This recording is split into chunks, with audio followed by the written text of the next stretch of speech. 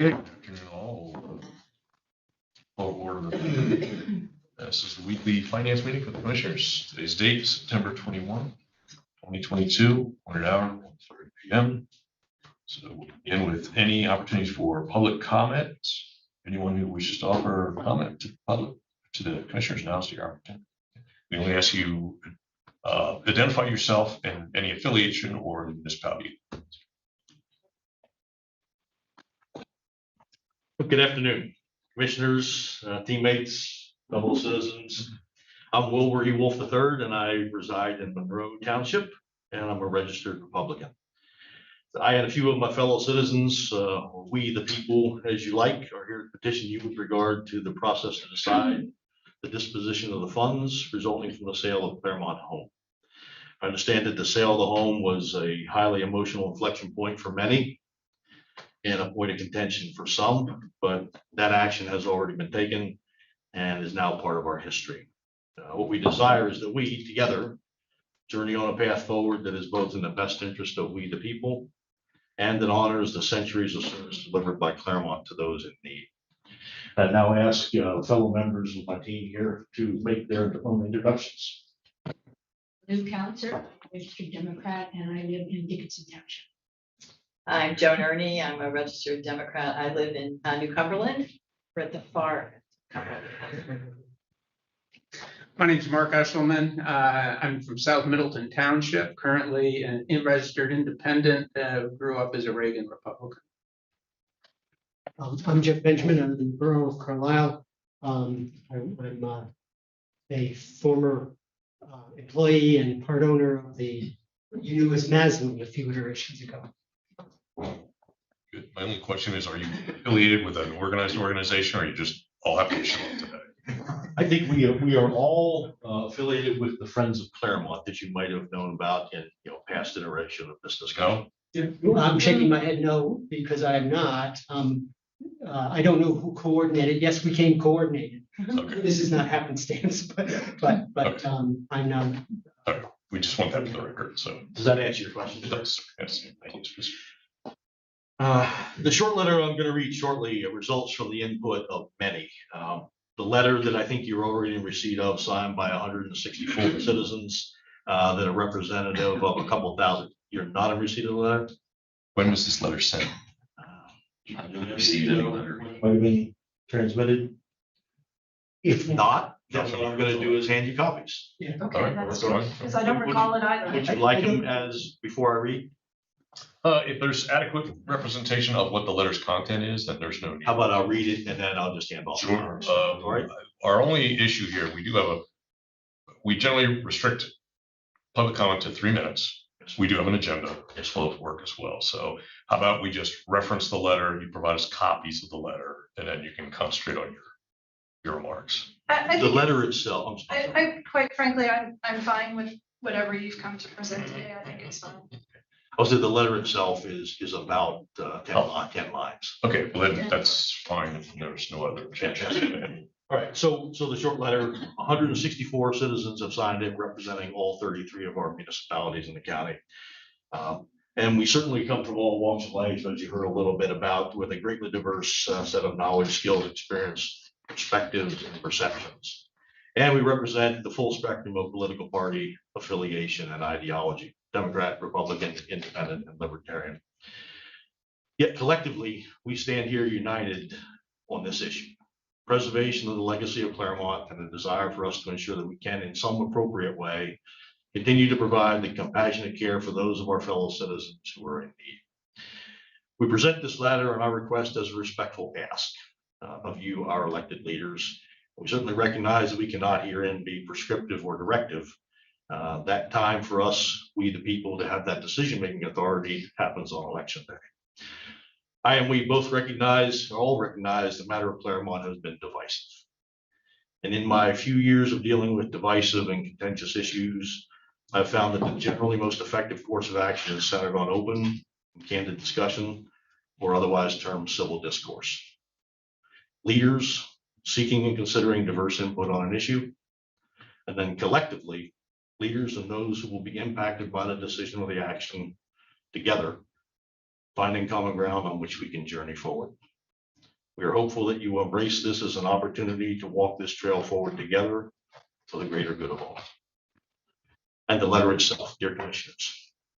We want to respectfully request that the Board of Commissioners host a series of public meetings regarding the disposition and uses of the funds received from the sale of Claremont.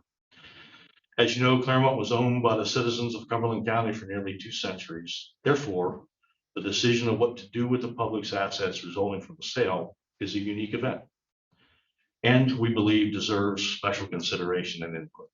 We hope the board will consider public meetings at such times and places that are convenient to both the board and to the public. And we thank you for your consideration of this request, and we anticipate favorable action. Here ends my remarks.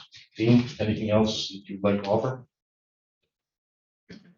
Commissioners, any questions for? I have a question. So, and I'm interested in what you mean by public meetings, because, when we went to sell Claremont, right, started that process, there were 2 public meetings, and the public came and they had their conversation. And as I look back on that, in my first term, I don't think that was satisfying for the public. I don't think that format was satisfying. And so I'm wondering if when you say public meetings, and I'm not trying to put words in your mouth, are you interested in a public meeting in that format, or are you interested in a conversation? The latter. Okay. So I mean, as I would typify it from a past life, we're talking about a roundtable to start the discussion, to start the conversation. Understand, we already on the time on this. Go ahead. Understand the fiscal and other priorities from the county leadership perspective.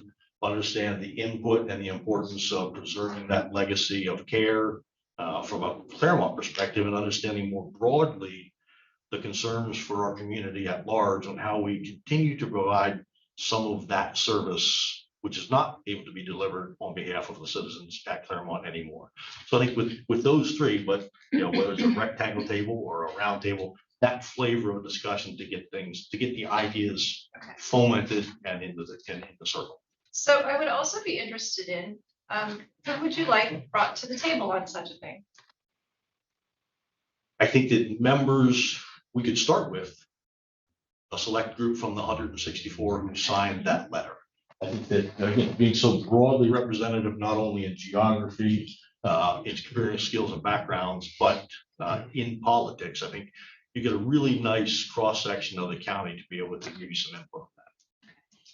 And I think, I or other members of the team will be happy to work through that process. Obviously, you're not going to have 164 showing up at a round table, but maybe it's a dozen or 15 or 2 dozen, whatever is feasible from your perspective to have that good civil dialogue. Okay, thanks. I appreciate your answers. Thank you, Joe. I just have one question. So you specifically referenced have a discussion regarding the services that were available and no longer are available. What are those services? What is your understanding of the services? My understanding, care for those who are in need who don't have the means to care for themselves. Much like was provided in our Claremont home. Like that's my verbalization. Okay. Of that service. I'm not interested in getting into a back and forth on this, but I think that generalization has been overgeneralized, and much of the understanding, quote unquote, that's been purveyed by some advocates out there is not quite reflective of reality. So it's not, Claremont was not a free place for people to go without means. Predominantly, everyone there was paid for by Medicaid, just as they are in all the other existing nursing homes. Now, there's some permutations of that are a little different, but I think if that's the formation, then any conversation has to begin with establishing the assumptions and the vocabulary of a conversation so that they're based on accuracy and historical fact rather than on the well-intended sentiment behind it. I think that's a great opportunity. I mean, to be able to clarify that with a representative group of the citizens, and if that's been misperceived and or misrepresented, I think that roundtable becomes the opportunity to effectively and clearly communicate. The only other additional fact I would add to it, we just had some of this discussion earlier today, is that what people perceive to be the proceeds really is intensively out of sync with the reality of that situation. So those proceeds do not amount to nearly the amount that is publicly bandied around. A great amount of that was plowed back into the facility during the time to keep it operating and staffed as best we could under the crisis circumstances we all faced. And but that's not to say there won't be any proceeds, but that was part of the discussion today, is what can we effectively do with that and what will be of real value. Yeah. But this idea that there's 22.5 million or whatever number's been kicked around out there is not accurate. It's not accurate. So we've also I didn't hear you mention a number. So, no, At all. they have not, but the Friends group has used that number at times in public forums. So, but the I think there are other members who would like to speak. sorry. I'm Joan Ernie. I'm from New Cumberland, and we wanted to defer to really this gracious gentleman who, but I only wanted to make one or two comments. One is I want to confirm, and when you see the letter, that the Borough Council President, who has been a Republican leader in Cumberland County for 50 years, signed the letter. And so I want to make it clear that it is a broad-based group that feels like Borough open Council dialogue. of which borough? New Cumberland, I'm sorry, I said earlier, New And Cumberland this is Borough, Jack Murray. Mr. Murray, who was the Borough Council President for over 45 years in. Well, I know Mr. Mayor very well, and in Yes, fact, you he are. has told me repeatedly that we did the right thing and should have done it sooner. What I'm saying is he signed the letter about public discourse around the disposition. Okay. He is my neighbor, my friend, and in this instance, an ally on the issue, and signed the letter. So I want to just point Okay. that out, and I'm not trying to be contentious. I do also want to say that it would appear to me that it is the public discourse that has been absent. So whether it's 22 million or 2 million or 1 million, it would be good to know really what is the outcome of the financial distribution and what you're intending to do with it. Similar to, the grant funds that have been sitting in Cumberland County for some time that I know you're going to distribute certainly, hopefully soon. And then the third thing I would say is I've been in healthcare all my career, is Claremont was a safety net. And although the majority of the individuals were Medicaid, Medicaid is a safety net service, and it's a safety net funding service. It also was some, I think, support to those of us who lived in Cumberland County who did understand that there was almost an obligation for us to have the opportunity to go to that facility, given that it was funded by our community. So I don't want to dismiss out of hand that there was this kind of passion about the issue. I support completely the sentiments of our spokesperson. It's time to move forward. I hope we're able to have a good conversation. I do want to just clarify that there are things that kind of get said that it doesn't feel to me that it's really genuine. So thank you. Gentlemen? I was gonna make an earlier comment, but you covered it already, Wilbur. I think the open dialogue, good faith, open-minded people can frame what, if any monies that would be available, how they go. I would just clarify too, I consider myself a friend of Claremont, but I'm not part of that organization either. I was just asked to be here. That's all. Any other questions for me or us? Now, I want to be very clear. I'm very open to this. I'm very open to some form of benevolence fund, and I am very open to having conversations that are productive, that are helpful about this particular subject. I think it's really important. So I want you to know where I stand on that. Well, all of us had the discussion of the benevolence fund even just this morning. So I think we're all open to making a smart decision on this, but one that's reflective of the reality on the ground too, what costs are involved and what excess revenues, as they were, are truly available. So it's I think it's important for all of us to understand. I know that there is informational priorities that none of us are aware of that you deal with every day in terms of prioritizing issues and set decisions and actions and expenditures on behalf of us. So what we're hoping for those things that you are able to divulge, without any breach of confidentiality, share that with the group. So we'll understand and be able to express to you some of our thoughts and desires on it. And then hopefully somewhere in there, there's a little bit of common ground we can walk forward on. Yeah, I guarantee that your comments will be taken into consideration of the board in terms of how we move forward. Whether there's going to be formal meetings or anything, I don't think anybody can commit to that because we don't know our number yet. And, but it will definitely be a serious part of our consideration here on how we move forward as we finalize the gathering of our numbers. I just want to make this very clear. I am committed to having meetings with public about this, but I'm one person on this board. Okay, It's kind of the way democracy that's works. the way it goes. Please understand, I'm not opposed to what you say, but we've also, through this issue and others, we have often been approached by very small groups of individuals who purport to speak for the public. So that has to be part of our consideration Yes, sir. as well. So, all right, okay. If, I just want to add one thing, Gary, nothing new. Folks, we have discussed this topic and we are discussing this topic.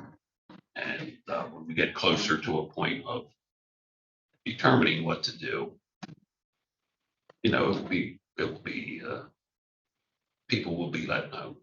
We are not quite at that point yet, but you have not been forgotten.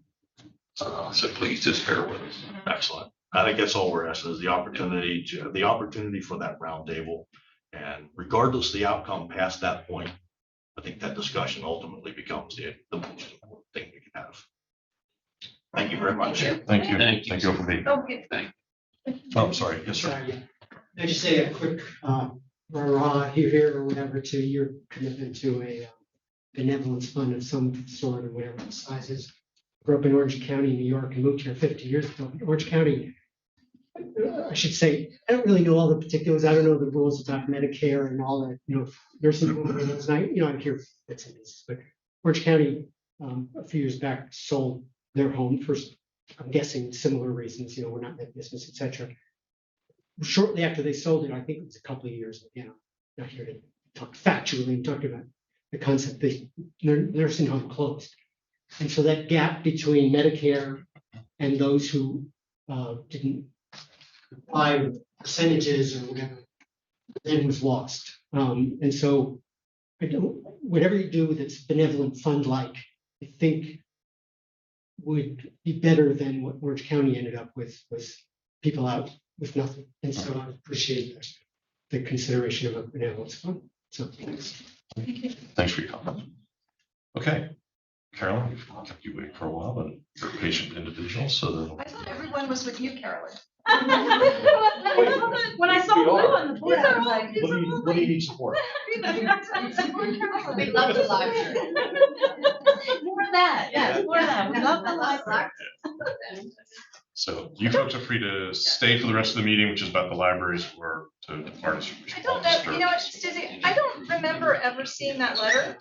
I remember similar words, but I don't remember seeing that letter. It doesn't mean that I haven't Just seen has it. copies Yeah, for I it. provided copies. So Thank that- you. My pardon on that. I thought it had been communicated, so It's fine. And I never brought copies along. Sorry. Okay. Thanks. And we do have one other, before we get to you, Carol, we have one item of business, which is our, the minutes of our meeting of September 14 this year. So everyone has his hands, will entertain a motion for action. Move to approve the minutes of September 14, 2022. A second. Okay, moved and seconded. If there's no further questions, all in favor indicate by saying aye. Aye. Motion carries. Okay, that brings us to item 4 on the agenda, which is our topic of discussion for today. Just one topic today. You are it. Cumberland County Library System. This is our quarterly update in regards to the funding program. Yes, that's right. Carol, the floor is yours. So I used a similar format as I did in the second quarter, and I took off all the activities of the second quarter. So this isn't reflective of the whole project, but 3/4 of the way through, this is, these are the most recent activities. I included the goals on the far left of page 1, so just as a reminder of what we're working on. And the first one, in terms of providing an office productivity platform for our staff, we continue to attend trainings and review our resources to learn how to best implement SharePoint, Teams, and Microsoft 365 products. And that actually has gone into our objectives for 2023 then to roll that out. So we are looking toward the future with that. We did renew our Microsoft 365 licenses. In terms of our license, we did an upgrade because as we were attending trainings and learning and playing with settings, we found that we did not have nearly the security, this kind of intersectionality with the next grant, the cybersecurity one, but we realized we didn't have the level of security that we needed. So we bought an enhanced license.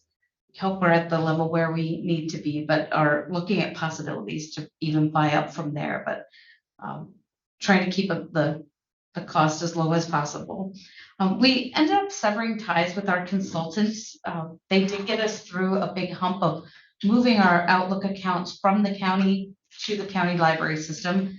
But after that, we weren't getting a lot of value out of them. So we severed ties with them and moved to the Microsoft Fast Track program, which is free with our new enhanced license. So they're helping us to sort of a blend of AI and live help from Microsoft to help us learn how to create the right infrastructure and set our security settings the way we need them to be.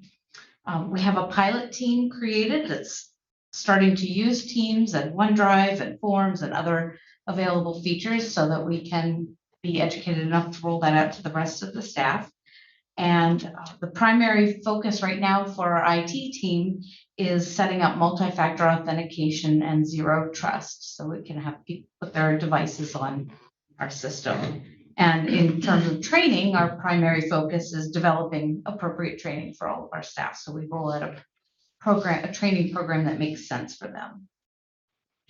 Under the cybersecurity grant, as I mentioned, these are starting to blend together now as we get further in the process, but we did complete our incident response plan. That was a request for applying for insurance. And with that, we have a map of all of our connected services and contacts. And just today, I was emailing back and forth with our agent to get that application in for cyber insurance. We are also implementing same thing that the county uses, the CoFence Fish Me or Fish Me Not. I hear the terms used interchangeably, but it simulates phishing attempts. It gives people a place to send phishing emails. We've noticed an increase in phishing emails lately, and so we're hoping to condition people to smarter behaviors with their emails. We're continuing to draft a PCI security policy, and just today completed one of our quarterly PCI compliance network scans, and we'll do another one on, I believe it's December 18th. We do that every quarter. I don't think I included that on the report. And we're also designing a training and communications program for our new hires. So something that would go out to people when they come on as a new staff member, that kind of give them some insight to security practices at Cumberland County Library System. Also not on the report is, of course, October is Cybersecurity Awareness Month. So we have, we've joined as a partner with, I have to read this one off, the Cybersecurity and Infrastructure Security Agency and the National Cybersecurity Alliance campaign. They have a whole kickoff. I don't know if I bet IMTO probably does this too. So we've got their packet of their graphics and their messages that we're going to be using with our staff to spend October sending that message both to the staff and to the public. We have some public awareness things as well for cybersecurity. And then lastly, again, didn't make the report, the written copy of the report, but we are next week getting multi-factor authentication on our fund development software. We're not ready to roll it out on our Office product, but we are ready on our development software. On the next page, and I assume click forward while I get in. Yeah. Are the three the last three grants then. Partnerships, this one is, so the other two are spearheaded by members of my staff. They oversee those two. These are overseen by library directors or library staff with teams made up of people from all of the member libraries. And the partnerships group, that one has met with 6 county departments now, and in those conversations, sort of one-on-one conversations with department heads to assess the possibilities for partnerships. And then from those conversations, we've had panel discussions. So we spent time in August meeting with Children and Youth Office of Aging and the Reentry Program. And tomorrow we'll be meeting with Veterans Affairs and with the MHIDD staff, kind of looking at that as a two-pronged approach to MH and IDD. A lot of really interesting things have come out of these conversations of us learning about them learning about us, but also the discovery of where our missions meld, where we have resources that may be able to help them. They've provided us with resources that we believe we can give out to our constituents or our cardholders who come in. One of the most exciting ones, the other day I was talking with Jeff Swope at Basler Library. They followed up. So each library will then set, how they want to follow up or how the system should follow up. And they followed up with the reentry program and actually had Ashley Rahm and one of her associates come into the library, met with them, and they talked about the possibility of doing story times for parents who are incarcerated with parents and children in the prisons. And one of their staff members joined the Reentry Coalition. And so they've already participated in some of their events, some of their fairs that they have. And so some neat possibilities. One of the other poignant conversations I had was with Veterans Affairs, learning that they try to go out into the communities instead of making people come to Carlisle, but they have a difficult time in Newville and Camp Hill. And I think Danny was surprised to find out we have places. And at least in Camp Hill, I know we have spaces. Newville might also be able to make spaces. So those are the kinds of conversations we're having with them. So how can we help you meet your mission? We also, outside of county departments, we've been looking at other possible social service partners. And we started looking at PA 211 and found that Christine Marriott, the executive director of the Contact Helpline, she has a training that she's going to be doing it with all of our staff on, I believe it's November 7. So it'll be a 1.5 hour presentation during our staff training day to help people with learning emotional listening, learn about Contact Helpline, being a safe haven provider, and other available resources that they have. So that when we have people who come into our libraries in need, our staff will have the ability to respond perhaps better than they do now. So our next steps are really to make these partnerships become projects, become reality. And that's, again, looking toward 2023 or even this last quarter, what kinds of things we can start right now.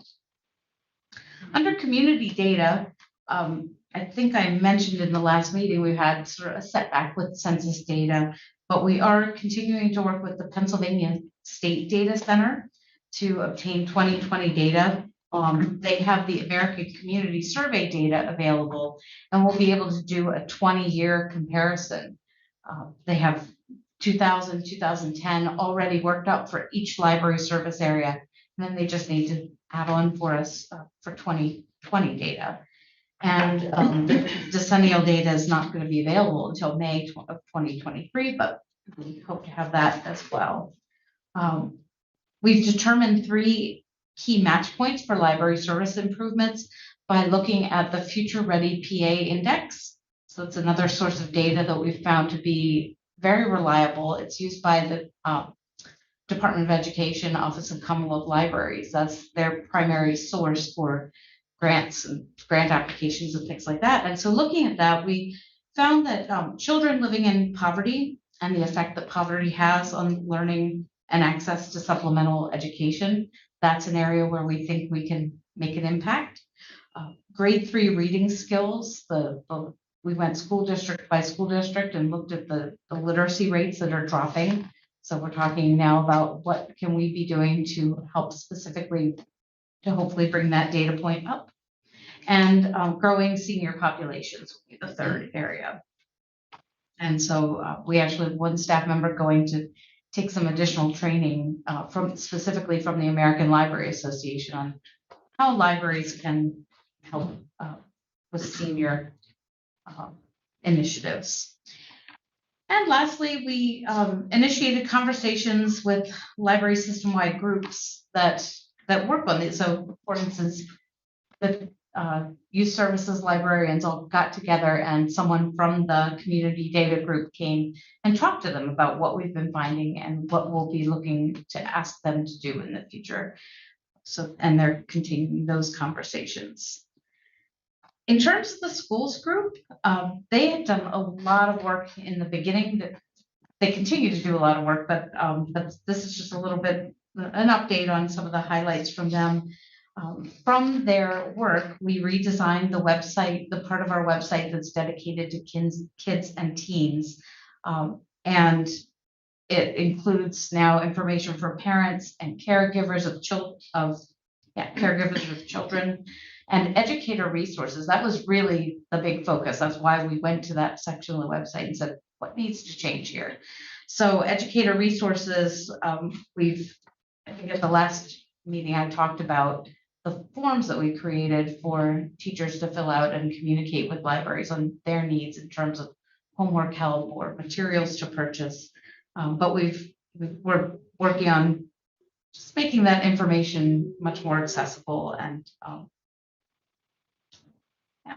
Then we examined the practice of the library cards that we create for schools and for teachers. We have a special level of library card that has different privileges and things. And we just started to examine which libraries are using them, how are they using them, and are there methods that we could be changing the way those cards are set up to continue to remove barriers and increase access for schools and for teachers. We're finalizing the development of it's a physical kit of materials that they can take out, that any library can borrow to take out to school visits. It'll include, well, it already does include a roll-up display, a tablecloth, a candy dish, and then just some very common supplies. So they'll have the same, and that kind of leads into the next one. It's the same types of flyers to take out, but they can customize them for their library. So they'll pretty much have a ready-to-go tote that they can carry off to these places to meet with educators, parents, and students. So looking to the future, this last quarter, like I said, a lot of this was pre-planned. I mean, there was still a lot of action as well, but now it's going to be about setting what are the real changes we're going to make in terms of our service possibilities. So how do we meld what we've found, what we've learned through this process, and get into the doing. And so that's going to be the fourth quarter and leading into 2023 agendas. Any questions I can answer for you? I have one question, and I'm not sure I'm asking, the appropriate individual, but you may have come across it. So I found very alarming you mentioned about the grade 3 reading skills in decline. That's very distressing because it's so foundational to the learning process. If you can read, you can teach yourself almost anything, not anything, but almost anything. And that's specifically why they look at that grade for that reason. So the question I have is, do the schools still have reading teachers and reading class? It's been a while since I was in school. Yeah, they do. I was gonna say, I don't know that that's changed. Don't you think that online schooling though changed the access to that slightly? Oh, I'm sure. Yeah. Especially maybe in the younger grades, that it wasn't as meaningful. I don't have that. I'm sure these numbers though are probably reflective of more than just that period of time. You can do your sustained silent reading, right? Your SSR. Yeah, I mean, I had an elementary child, right, who lived through COVID at homeschool, and schooling at home, and it was very difficult. Yeah, it's hard for us to speculate what they do and don't have, and that's why part of this, and I think I reported on this in the second quarter, we've been building relationships with schools and setting meetings up with personnel from schools to find out, because we don't know from day to day, unless you have a child in the school district. You don't necessarily know what their structure is and where can we fit into that structure, where can we I guess help? my point is, it's comparative data, Yeah. what it was versus what it is. Yeah. So something has changed. Yeah, So are we, I guess my question very indirectly, and not for you, is, is the library system now picking up slack for what schools are failing to do, and what does that look like? So and how was this need met before versus, how it's being met now? yeah. And I think that's only something we can discover through those conversations with the school, the meeting with curriculum specialists and classroom teachers and building principals and finding out what are the needs, because I'm sure it's also different from school to school. Each school has their own strengths, weaknesses. It's very helpful. Thank you. Carolyn, is the usage of the libraries back up to the pre-COVID level? It is getting there. I don't know that it is, when I compare statistics year to year, I don't quite see it up to 2019 in all areas. Now, some like circulation, I just looked at it the other day too, and I just don't recall the percentage, right. but it's, some numbers have gone up. Programs are full. People are talking about, a year ago, we were canceling programs. Right, Nobody wanted to come into the library. And now, now they're filling up their programs. So I think they are. I think it's really from the data that I can see, it seems to be. Thank you. Sure. I just wanted to tell you again about my trip to the prison. We had prison board on Monday, and Ashley Rom showed me the prison library and talked about how wonderful this partnership is with the library system, particularly with Bosler and Jeff. So I just wanted to say that again. Really great. It's really great. And I think it's one of those good services that the library offers. Yeah. And that was, 2 or 3 weeks from the time we had that panel discussion to they put that right in action. Sounds like they have pretty big plans going forward for that too. Yeah. So and maybe some question came up about the use of the e-reader, the tablets that visitors have as e-readers. Can we expand the content available? Right. Customize it. Yeah. So pretty happy with what's happening out there. Like I said, it sounds like they've got big ideas on how they can make it more relevant too. That nice partnership between the library system, and the people at the Cumberland County Prison. It's fantastic.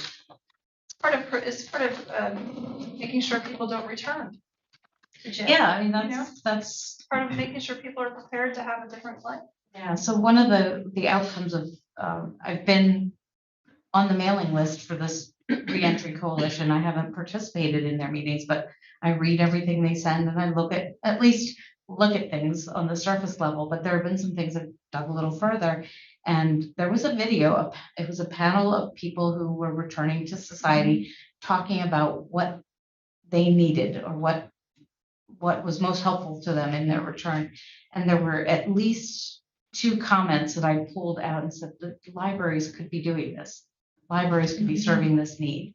And that was one of them was the things that Jeff was talking about, like getting in there and doing, could we do literacy programs and teaching? The woman, it was a female that did the speaking, and she talked about how she, I just read everything I could get my hands on, and I think reading is so important. So that was sort of an impetus to take that approach. And the other one was technology, the need to learn technology itself.